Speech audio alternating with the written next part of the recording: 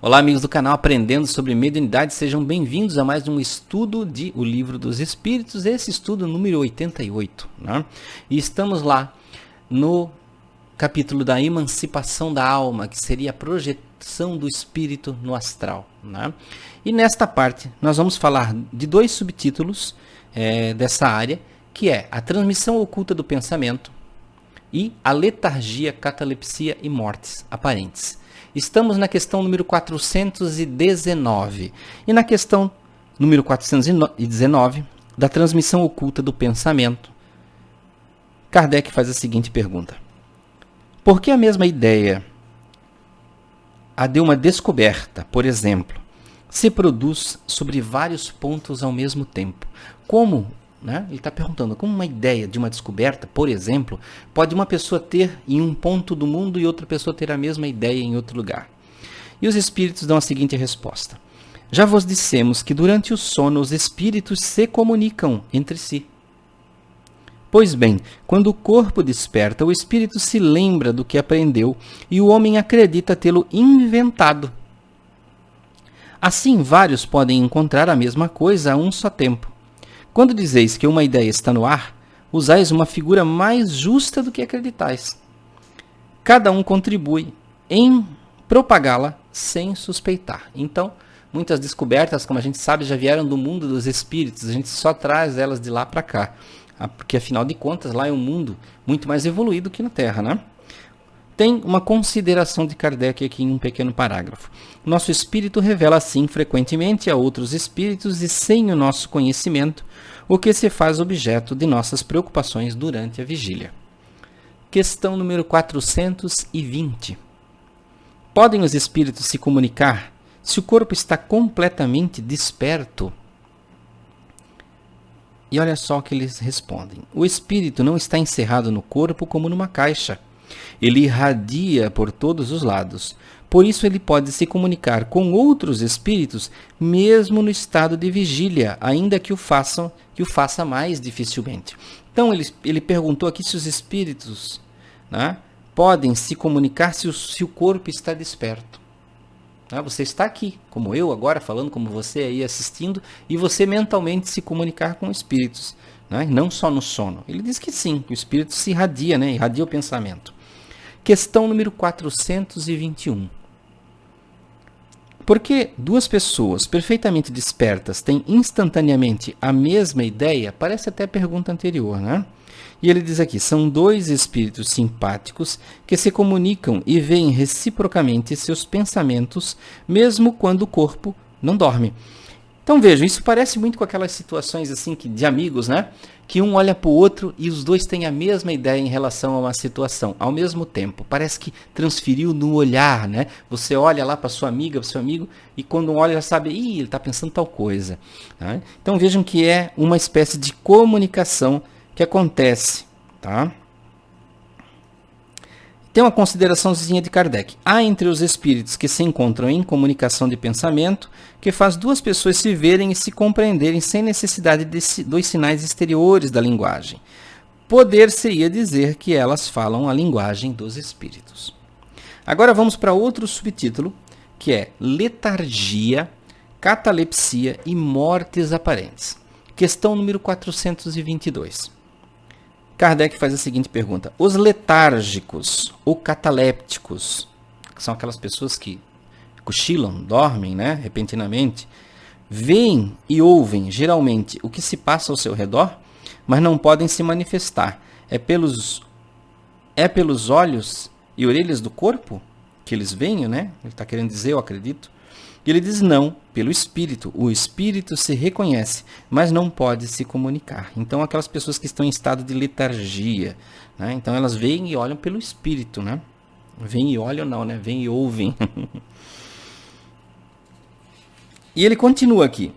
Por que ele não pode se comunicar? Eu não terminei a questão, né, gente? Por que ele não pode se comunicar? O estado do corpo se opõe a isso. Estado particular dos órgãos vos dá prova de que há no homem outra coisa além do corpo, visto que o corpo não tendo mais função, o espírito age. Então é uma das demonstrações que existe alguma vida, né, fora do corpo. Questão 423. Na letargia, o espírito pode se separar inteiramente do corpo de maneira a dar-lhe todas as aparências da morte e voltar em seguida? Veja que quando se fala letargia, não é um estado de sono, né? É aquele momento que você está quase cochilando, então é uma letargia, você está letárgico, tá? E ele responde o seguinte: na letargia o corpo não está morto, já que há funções que permanecem. A vitalidade aí está em estado latente, como na crisálida, mas não está aniquilada. Ora, o espírito está unido ao corpo, tanto que ele vive. Uma vez rompidos os laços pela morte e a desagregação dos órgãos, a separação é completa e o espírito aí não retorna mais. Quando um homem que tem aparências da morte retorna à vida, é porque a morte não havia se completado. Tá? Então o fato de estar letárgico não quer dizer que você morreu. Da mesma forma o cataléptico, a pessoa que tem a catalepsia, que dorme, eu acho que é isso, né? Dorme repentinamente, é um sono profundo, né? E existem casos muito antigos de catalepsia, onde as pessoas dormiam e os médicos acreditavam estar mortas e enterravam, vivos. Por isso que veio aquela cultura, né, de se colocar um sininho em cima do túmulo com uma cordinha que fosse até dentro do caixão, para que se a pessoa acordasse da catalepsia, ela pudesse tocar o sino, né, e ser ouvida e resgatada. Questão número 424. Pode-se, por meio de cuidados dados a um tempo, reatar os laços prestes a se romper e tornar à vida um ser que por falta de socorro estaria definitivamente morto? Olha só. E ele diz aqui, ó, sim, sem dúvida, e disso tendes todos os dias a prova. O magnetismo é, nesse caso, um poderoso meio porque restitui ao corpo o fluido vital que lhe falta e que era insuficiente para manter o funcionamento dos órgãos. Tá? Então o magnetismo, Kardec fala aqui, ó, pode fornecer esse fluido vital. Tá? Tem uma consideração de Kardec. A letargia e a catalepsia têm o mesmo princípio, que é a perda momentânea da sensibilidade do movimento por causa fisiológica ainda inexplicada.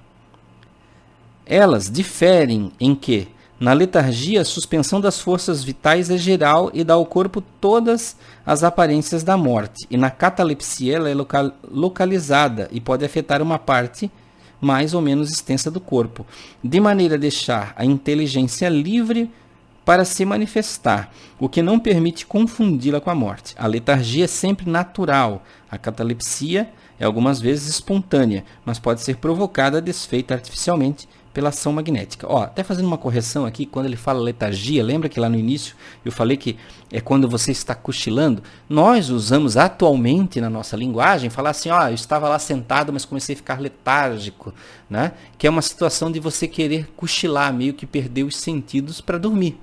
Mas aqui ele está falando realmente de uma doença que deixa você em um estado muito parecido com a morte. Mas isso na linguagem, na tradução de uma linguagem que era lá da época da edição do Livro dos Espíritos, lá em 1860 e pouco. Né? Então vejam que tem questões diferentes. Um fator importante que ele disse aqui, ó, sobre um corpo tendo cuidados, poder voltar à vida, existem casos fantásticos, como existem naquele documentário A Vida Depois da Morte, né? Que tem lá acho que tem no Netflix, e fala de um caso realmente que a moça ficou vários minutos embaixo d'água e não morreu, e voltou sem nenhuma sequela. Né? Voltou sem nenhuma sequela. Então existem casos e casos que dão embasamento para o que o Kardec falou aqui sobre essa questão. Tá? Então, meus amigos, vamos ficar por aqui nesse estudo do Livro dos Espíritos. No próximo vamos continuar aqui em sonambulismo, na questão 425. Até lá, até o próximo estudo do Livro dos Espíritos.